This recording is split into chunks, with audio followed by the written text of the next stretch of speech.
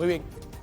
Muchísimas gracias por estar aquí, Andrés Alburquerque, con nosotros. Hoy la gente me estaba diciendo, oye, te metiste con la bufanda de Alburquerque, pero esta es francesa. Esta es distinta. Esa es distinta.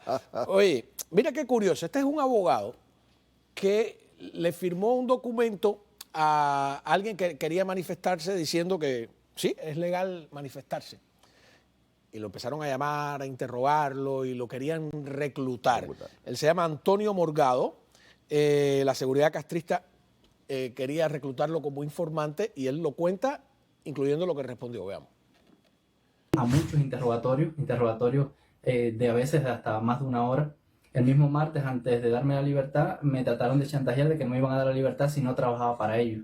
Me ofrecieron incluso una moto, me ofrecieron que yo podía tener cierta libertad para hacer movidas ilegales y que ellos no me iban a tocar si yo trabajaba para ellos, para que me infiltrara dentro de las personas que tratamos de que la Cuba sea democrática, pues para que yo los echara para adelante, para que me hicieran un chivato. Yo por supuesto me negué, porque ellos querían que yo firmara un documento que iba a hacer eso. Me negué firmemente.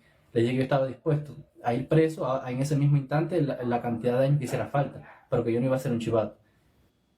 ¿Qué te parece? Cuando nosotros éramos niños, era otra mentalidad, era otra cosa, existía el campo socialista. Y entonces tú soñabas con ser un guerrero, el David de En Silencio ha tenido que ser.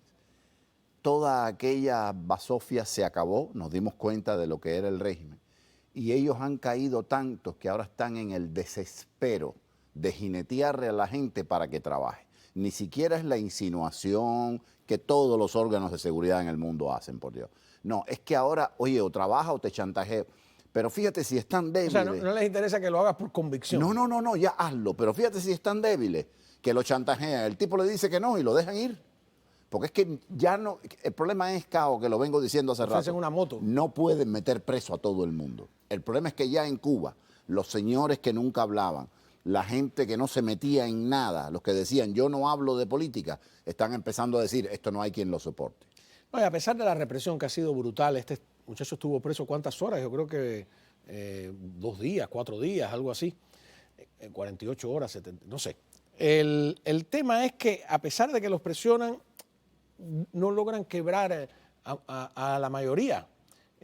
Y no, en otros tiempos estaría Noel u otro en la televisión cubana diciendo, autoinculpándose. Sí. ¿No? Ahora aparecen en las redes culpando al régimen. Y fíjate, y hay una valentía también, porque una vez que tú dices, me trataron de reclutar, sin querer creas un misterio en torno a tu persona. Sí, ¿no? sí. O sea, que tienes que pasar por encima de dos cosas contradictorias. De los francotiradores nuestros y de los francotiradores claro, de porque ellos. siempre ahora que dice que no, pero a lo mejor sí. Eso es para despistar, sí, pero claro, eso existe. Eso existe. Ahora, hay una cosa acá. Tenemos que dejar de usar los eufemismos y poner claramente que lo que ha habido ahí es una familia que se quedó con el poder y la riqueza. Y todo se reduce a poder y a riqueza, claro, en términos relativos. Antes tú te ponías a echar para adelante, trabajabas para el G2 y tenías ciertas prebendas, a lo mejor un viajecito. Era en el tiempo aquel poder y riqueza. El problema es que eso está quebrado, no tiene nada que dar. Y tú con un primo que te mande una mascada de aquí, estás mejor que trabajando para la seguridad. Entonces ahí ya ellos empiezan a perder el poder porque no te pueden comprar. Claro, eso es verdad. Son una mafia familiar, etcétera. Pero incluso si sigues bajando, ni siquiera se puede decir que es una dictadura gubernamental o estatal, es una dictadura partidista. Es un partido. Un partido que se apropió de los poderes del Estado, de las instituciones, de la cultura, de la historia, encerró.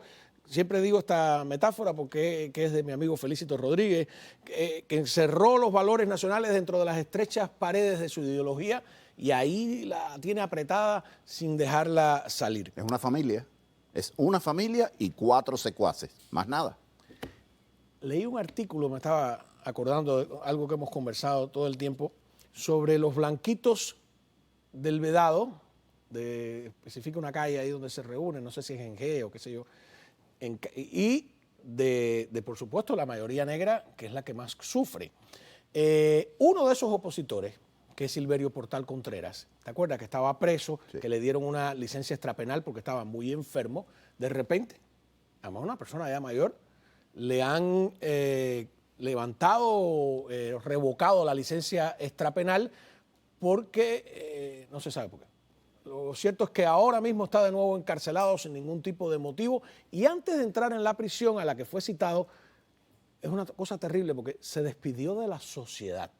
Mira esto. En este momento me encuentro aquí en la 1580, donde voy a entrar para adentro después de una causa que me impusieron a mí por la misma seguridad del Estado de 4 años de prisión del Estado. Me soltaron de extrapenal porque me estaban muriendo de la prisión de una isquemia cerebral y un infarto cerebral. Me dice la policía de Cárcel y Prisiones de que tengo que entrar hoy 30 a la prisión 1580 porque se me menó la extrapenal. No me siento bien todavía de la isquemia cerebral y el infarto cerebral. Me afectó el corazón. La presión en este momento la tengo activada, que yo no sé, no puedo como decir cómo la tengo porque estoy en un lugar donde estuve aquí en una prisión y no hay nada. Fíjate, este hombre le dio un infarto, una isquemia cerebral, y él dice una cosa que uno ni se fija. Dice, es verdad, no tengo cómo tomarme la presión dentro de la cárcel. Y algunos presos me recordaron, tú no ves un aparato de presión en ninguna cárcel cubana. O sea, si tienes problemas de presión, ¿cómo te enteras, no? Y además, él a lo mejor rompió en algo el código, entre comillas, que le habían puesto con tal de tenerlo libre. En algo los molestó, los irritó, a veces hasta inconscientemente, y lo zumban para adentro y que se muera, porque además ellos saben que no va a pasar nada acá. Están vigilando, pero se puede equivocar, ¿eh?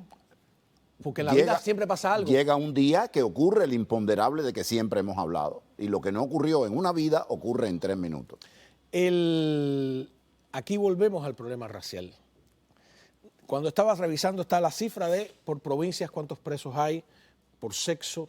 Cuando llega al tema de cuántos son blancos, cuántos son negros, cuántos son mestizos, no lo tienen claro. Y yo me pregunto, ¿por qué? ¿Por qué es tan difícil de determinar eso en Cuba? ¿Por qué si cuando tú ves las imágenes está clarísimo quiénes son los que están en la calle protestando? Sí, pero todavía hay mestizos que declaran que son blancos. Ahí. Sí, acuérdate que el régimen es lo que es, pero sabemos que los prejuicios raciales no los creó Castro, los exacerbó, los manipuló, todo lo que queramos. Pero Cecilia Valdés escribió mucho antes que Fidel naciera. Es decir, estas cosas las tenemos nosotros en nuestra comunidad, lo negamos hipócritamente, pero lo tenemos. Claro, ahora tenemos un problema más grave, que es salir de esta dictadura. Pero tarde o temprano los cubanos tendremos que hacer la tarea y llegar en algún momento a la cita con la historia.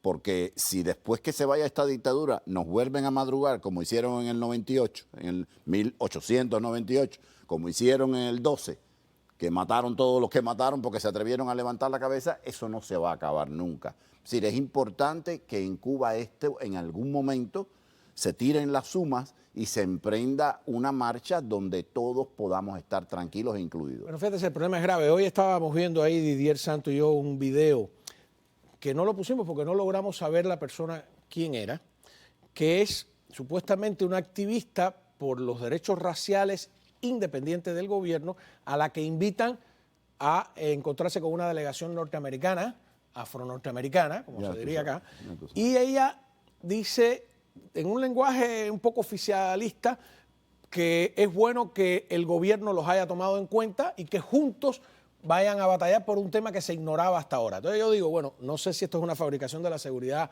para hacerle creer a los visitantes norteamericanos que hay sociedades independientes o que realmente ellos han tenido que asumir un problema que les está estallando en la cara, ¿no? No, hace rato que ellos lo vienen asumiendo.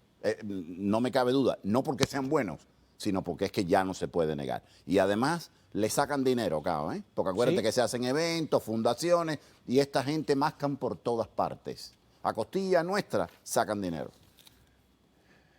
Siempre es un problema de dinero, a nombre de nosotros. Tú sabes que un señor irónico me dijo, bueno, porque parte del anticastrismo paga el castrismo.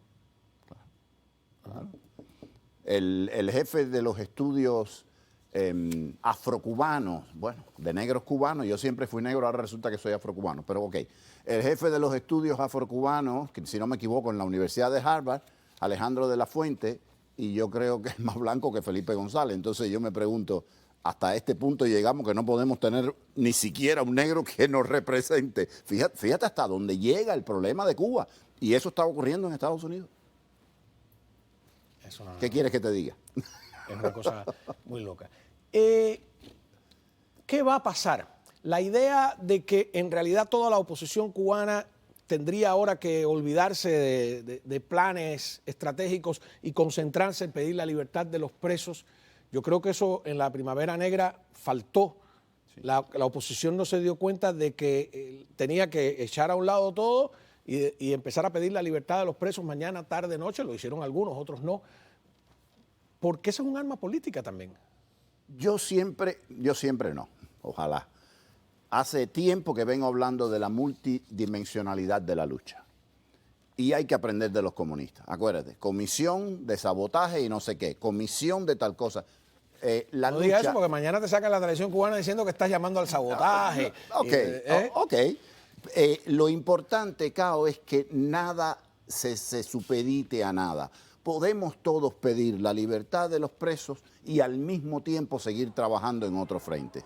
Que creo que uno de nuestros grandes problemas ha sido supeditar todo a una tarea en un momento y las demás sufren. Tenemos que seguir en todos los frentes y dándole por... El que quiera hacerla pacífica, que la haga pacífica. El que quiera rayarle el carro al tipo del Eje2, que se lo raye. El que quiera declarar en el extranjero, que declare. El que quiera marchar, que marche. Todos somos útiles. La lucha tiene que ser multidimensional porque además los dividimos y ya el 11 de julio probó que ellos no son ni infalibles ni omnipresentes y que no tienen ni idea de lo que está pasando en el país. Porque Díaz-Canel fue al lugar que se suponía que era álgido cuando ya se había acabado todo y le estaba estallando el país entero. Están perdidos. Y esta idea, yo lo voy a dejar en pausa ahora, ¿estará Díaz-Canel en la lista esa de los 9 jerarcas? Me extraña, por otras razones, ¿no?